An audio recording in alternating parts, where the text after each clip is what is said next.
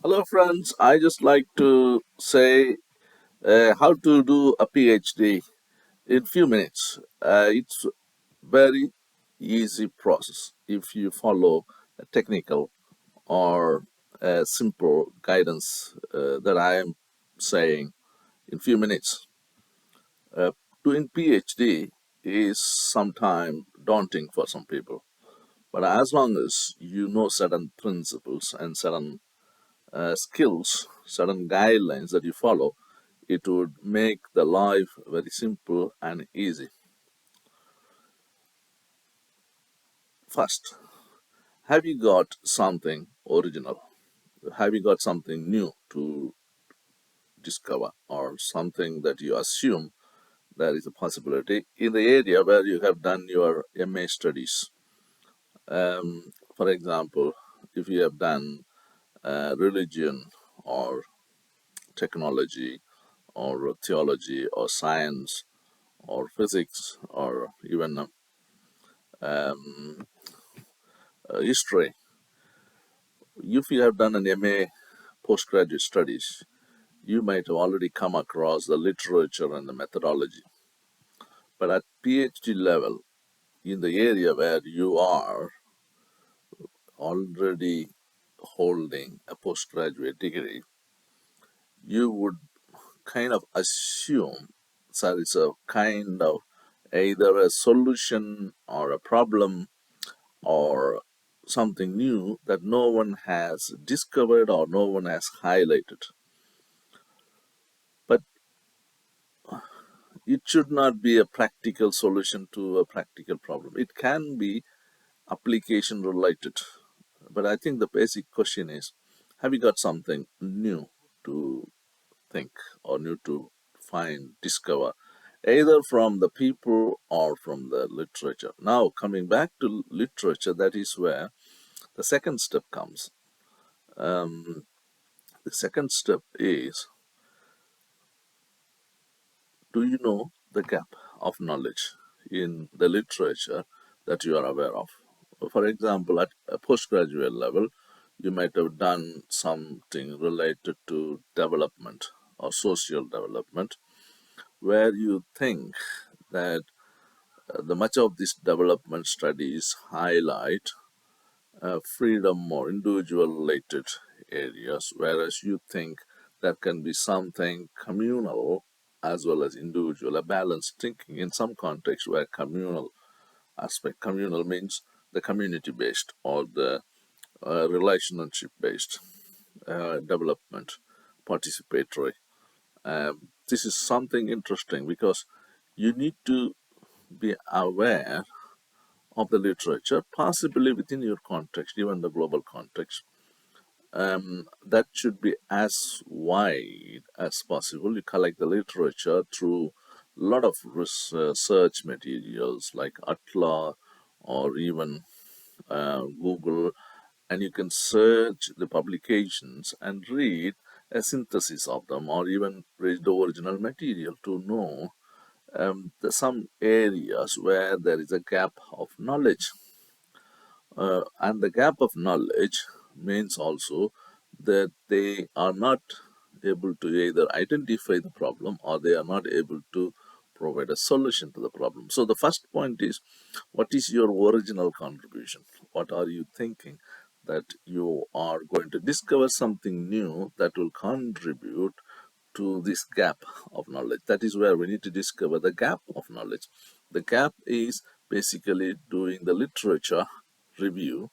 You find out what is exactly the gap of knowledge to which you contribute something original, new, and that furthers the knowledge that already exists. That is where you discover something, and that is where you defend what you found, something new that contributes furthering, or sometimes that may be an emphasis of some point which no one else have emphasized, or that may be discovering the problem itself as something original that could contribute to the knowledge that already exists. So in your Viva, basically, people ask the question, what is your original contribution? and what is the knowledge gap that you have recognized to which you contribute something original. But once you have identified the knowledge gap, and then you have identified the contribution that you think or you assume that you are going to contribute and discover, then you come to your universe. What is your universe? Sometimes the universe is people, young people aged between 18 to 20, youth, and their interaction with the church, interaction with this development, or interaction with the science. If you go inductive, that means starting from the people, asking them open question to come to a hypothesis. That is a possibility that you can go from the people and their opinion and analyzing their real life in relation to their opinion. But then you are also creating this universe in which you are collecting the representative samples if it is a fieldwork research.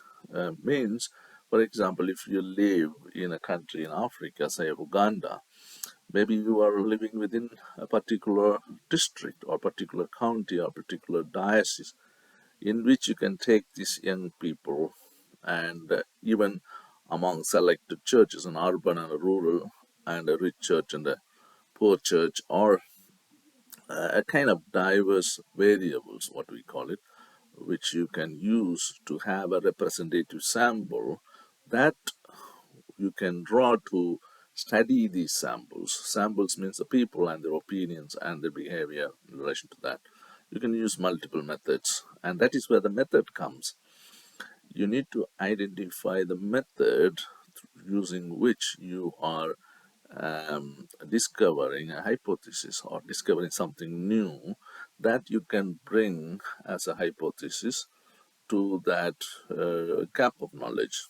Because when you say that I am going to discover this and I'm going to contribute originally, you need evidence. So for that evidence, you need to collect from these samples as data and interpret it in order to support the hypothesis as evidence, and to make sure this is something original from the data, from the evidence that I have collected, in order to make a case that you are furthering the knowledge, but at the same time you are supporting with this evidence and you are standing by evidence in order to make that original contribution can be tested in within the universe anywhere, and beyond the universe also can be tried.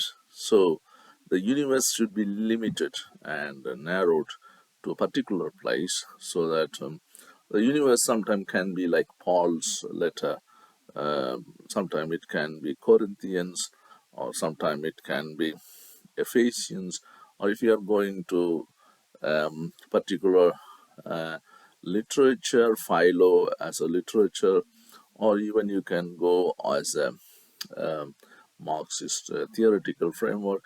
It can be universe doesn't need to be people. It can be a kind of area of study, particularly the Marxist thinking or even Durkheim's thinking, in which the literature kind of collections, a particular school of thought can be an universe within which you can do a research engaging and relating to your context and reinterpreting, emphasizing something new in that area, thereby furthering the knowledge. That's all about PhD. Once you have done it, you need the skills for using this right method, but also you need to highlight why you are using this method. That is where the reason for this using method comes, the logic behind the method. And so that's what methodology is all about. So that there are 3 points which I highlight. What is your original contribution? What is the knowledge gap with them from the literature that you have? And but then the third one is, what is the method that you use and why you are using that method, the logic behind the method.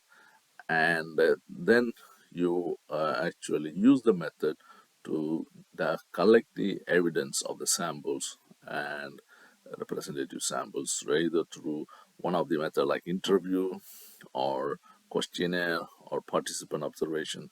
Those are the methods you can use, but you need to make sure the universe is scope and the areas are limited, then you do cover that universe from which you take the sample, to which you interpret that generalized to that particular universe. Wherever in that universe if it is tested, it must be true, and that becomes the original contribution. So you can start with the literature review, identifying the knowledge gap, and then come to the your original contribution, thinking something new and assuming something new. Collect the evidence to prove that what you are saying as new is tested and found to be true, and then come to the point that arguing that this hypothesis can be generally true, can be interpreted. Some people claim to be objectively true, but then it is also possible to claim anything, and you can defend it at the end of the day. That's all PhD. And if you follow this as a process, easy, easy and simple. The difficulty would lie at times is when you read the literature, you can get distracted, and then you have to find a mind map, or you have to find drawings that can help you to focus and narrow down, but also keep the universe in mind as a narrow scope and limitation, so that once you limit the universe, then it may be able to help you to narrow down the literature as well. But the literature review should be as wide as possible. The universe can be narrowed down, and also the area that you are projecting to find something new to contribute can be narrowed down, so that uh, you can discover something new and defend it at the end of the day. That's all the PhD is all about. I hope this helps you, and subscribe to me. I hope to give you more on that. Thank you. Bye.